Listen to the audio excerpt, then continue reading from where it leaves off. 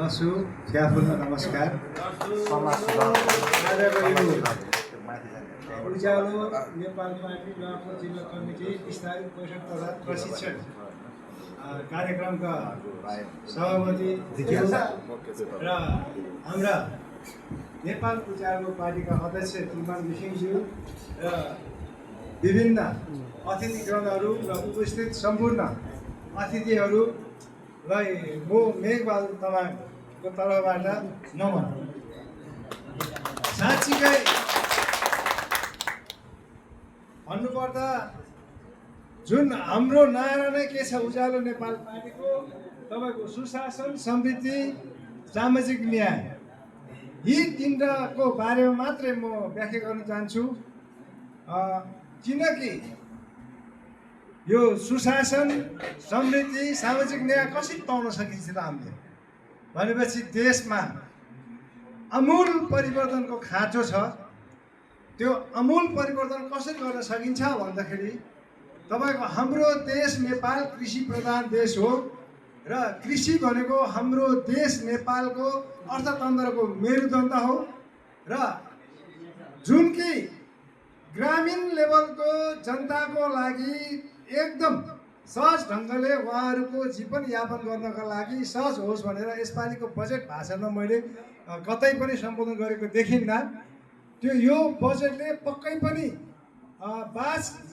घाँस कपासहीन जनताको लागि सम्बोधन गरेको देखिन्न। त्यसले गर्दाखेरि जबसम्म नेपालमा 80% जनता यो लेभलमा छ भने उहाँहरूको लागि यो बजेटले समेटेको छैन जस्तो लाग्छ मलाई। त्यसले गर्दाखेरि हाम्रो तत्काल नेपालको खाँचो के त, नेपाललाई धनी बनाउने, समृद्धि बनाउने र जनतालाई सक्षम बनाउनको लागि के खाँचो छ भनेदेखि तपाईँको मेन कुरा के हुन्छ भने कृषि प्रधान देशमा कृषिमा रेभोल्युसन ल्याउन जरुरी छ। हाम्रो देश नेपाल भनेको तपाईँको प्रत्येक 50 मिटरमा फरक किसिमको हावापानी पाउँछ। त्यो भन्नुको मतलब संसारमै पाउने हावापानी अब एक मात्र हाम्रो नेपालमा पाउँछ। त्यसको अर्थ हुन्छ कि कृषि क्षेत्रमा संसारमै फलाउने अन्नबालीदेखि फलफुलदेखि हरेक चिज एक मात्र हाम्रो देश नेपालमा फलाउन सकिन्छ।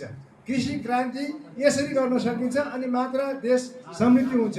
भनेदेखि अर्कोतर्फ हाम्रो देशको जिडिपी कसरी बढाउने भनेदेखि जिडिपी बढाउँदाखेरि हाम्रो चाहिँ अथाह रूपमा कुहिएर गइरहेको काठ, जडीबुडीदेखि खोला नाला अनि हरेक प्राकृतिक सम्पदाहरू खेर गइरहेछ, त्यसलाई कसरी व्यापक रूपमा परिचालन गर्ने भन्ने किसिमको तपाईँको त्यो जुन एउटा खाका जुन मैले गत वर्ष हाम्रो केन्द्रीय अध्यक्ष कुलमानजीले जुन बोल्दै गर्नुभएको भिडियो मैले एउटा सेभ गरेर राखेको थिएँ।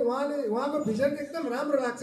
त्यही कारणले म आज यो नेपाल मेरो आफ्नो पार्टी परित्याग गरेर दुईपल्ट केन्द्रीय लेभलको राजनीति लेभलमा पुगिसकेमा चाहिँ त्यो परित्याग गरेर म कुलमान घिसिङजीको पार्टीमा आबद्ध भएको छु।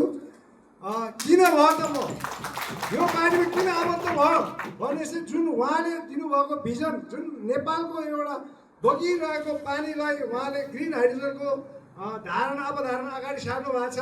तपाईँको त्यसपछि अब इलेक्ट्रिकल भेहिकल गाडी कसरी सञ्चालन गर्न सकिन्छ, कसरी ग्रिन हाइड्रोजनबाट चाहिँ तपाईँको चाहिँ जुन एउटा नेपालमा चाहिने हरेक चिजहरू र अनि त्यहाँबाट चाहिँ जुन हाइड्रोजन भेहिकल गाडीहरू चाहिँ हामीले चलाउन सकिन्छ उहाँ जुन एउटा कन्सेप्ट राख्नु भएको थियो, त्यही कन्सेप्टले मलाई एकदम आकर्षित गरेर म जोडेको हो।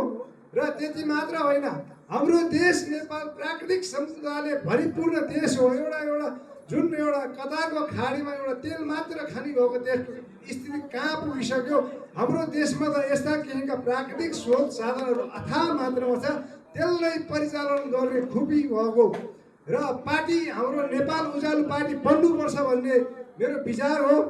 र जुन जति पनि तपाईँको यो लोमनथाङमा भएको तपाईँको युरेनियमको भण्डारण 3 किलोमिटर चौडाइ र 7 किलोमिटर लम्बाइमा भएको युरेनियम भण्डारणको कुरा होस् अथवा त्यही जुन तपाईँको मुस्ताङदेखि गणेश हिमालसम्मका हिमालको फेदमा गाडीहरू रहेका चाहिँ बहुमूल्य ग्यालियम जस्ता तत्त्व धातुहरू होस्, जुन कि एउटा चिप्स न्यानो चिप्सहरू बनाएर चाहिँ अति आधुनिक हाम्रो हाइपरसोनिक वेपनदेखि रकेटसम्म प्रयोग गर्ने अनेक किसिमका प्राकृतिक स्रोत साधन हाम्रो नेपालभित्रै छ।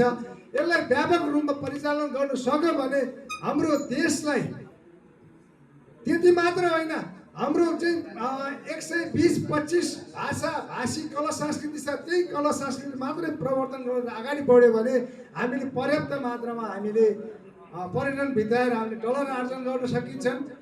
म त के भन्छु भने हाम्रो देश नेपाल गरिब होइन, हाम्रो देश नेपाल भनेको संसारकै सबभन्दा धनी देश हो।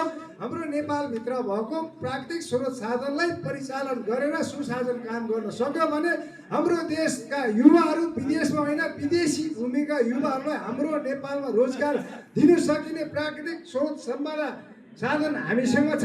त्यसैले एक मात्र अब हाम्रो नेपाल उज्यालो पार्टीले पक्कै पनि जो केन्द्र लेभलमा यो नेतृत्व गर्नुहुन्छ उहाँहरूले पक्कै पनि यही नेपालका प्राकृतिक स्रोत साधनलाई परिचालन गरेर नेपाललाई पक्कै पनि 12-15 वर्षपछि एकदम समृद्धि र सगरमाथाको शिखरभन्दा माथि पुर्याउन सक्नेछ भन्ने आशा गर्दै म यो नेपाल उज्यालो बारेमा अवगत भएको छु र यो नै मैले आशा लिएको छु।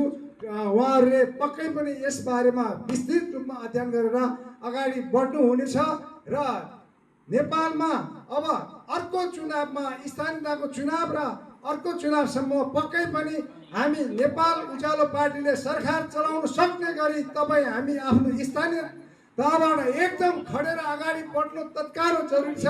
सबैलाई यसरी अगाडि बढ्नु हुनेछ भन्ने आशा गर्दै मेरो 2 शब्द यही टुङ्गाउँछु। धन्यवाद। धन्यवाद। तपाईलाई उज्यालो नेपाल पार्टीमा हर्टली वेलकम, हर्टली स्वागत गर्न